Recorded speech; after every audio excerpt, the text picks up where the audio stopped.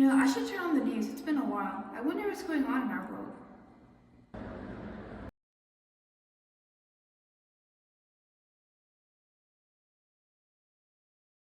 The biggest revelation ever. China is putting solar panels on water reserves. It's potentially able to save plenty of space and help remove fossil fuels. What are they going to do next? Find out right after this commercial. Solar panels. Every day, thousands of toxic emissions are released into the air because of fossil fuels, killing people like her and them. But you can change that.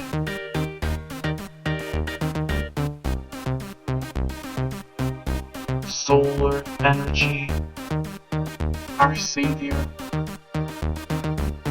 Solar power converts DC energy into AC energy, which most homes use. They absorb the world's most abundant energy and bring it right to your doorstep.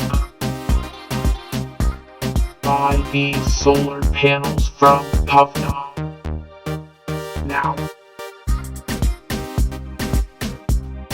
At our home base in China, Kovna sells the best solar panels. Contact us to buy them now at 919-884-3426. Now, back to the news channel. Wow, that sure was on topic. If you have any questions, Zoom call me at bestnewsreporter@gmail.com or 919-123-4567. Wow, that sounds really interesting. I should call her. Hi, Isabella. Glad you reached out. What are you wondering about? Hi, Lena. I want to know more about China putting solar PV panels on water reserves and what the public should know and do.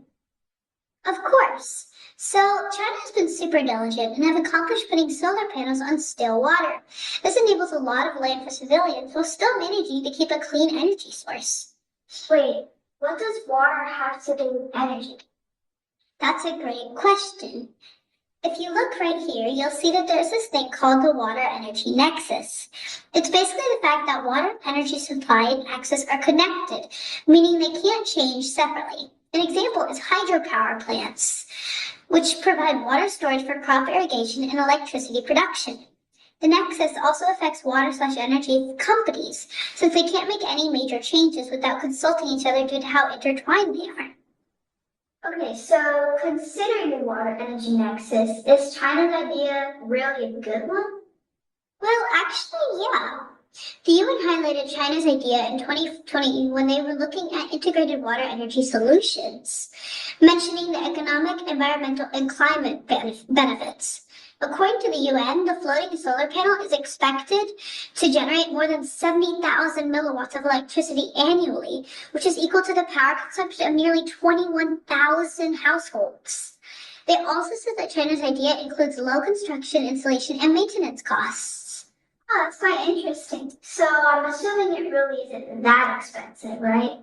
Well, not quite. With China starting to put solar panels out at sea, complex installations and expensive subsea cables are causing the cost to be almost 40% more expensive than putting solar panels on land. To be able to fund this, they get support funding from bank loans, government investments, subsidies, and access to government break credits for Chinese solar companies. Additionally, they also receive funding from partnerships with renewable energy developers for solar projects in China and in other countries. That sounds amazing, but I thought China was just building solar panels on water reserves. Why did they say that they're putting them out at sea? Well, on the news, I can't really talk about something that doesn't exist yet, but let me tell you a secret. Me and many of my peers are advocating for China's development of putting solar panels out to sea alongside other countries.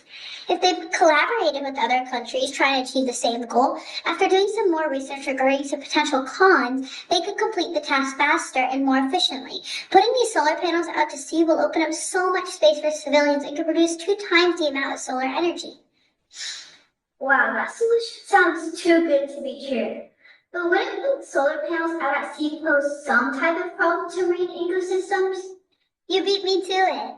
However, unfortunately, yes. The shade from the panels could block out sunlight and alter the temperature of the water, disrupting aquatic plants and animals. Plus, the panels are vulnerable to damage from storms, hurricanes, flooding, etc., which can cause runoff, releasing debris or pollutants into the water. However, research is still ongoing, so the severity of these potential threats are still being assessed and should be assessed before any further collaboration with other countries. That's quite interesting. I definitely agree. They should be sure of any cons before jumping into collaboration with other countries. Thinking. So what do you think overall?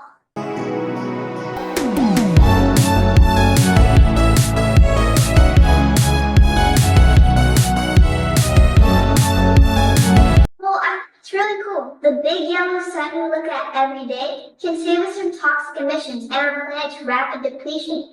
And we're so close to developing the one thing we need to get rid of fossil fuels. Those who died from toxic emissions and poisons, their sacrifices are the steps to this discovery. And I get to live that song. You got that right. Well, our time is up. I have news stuff for it.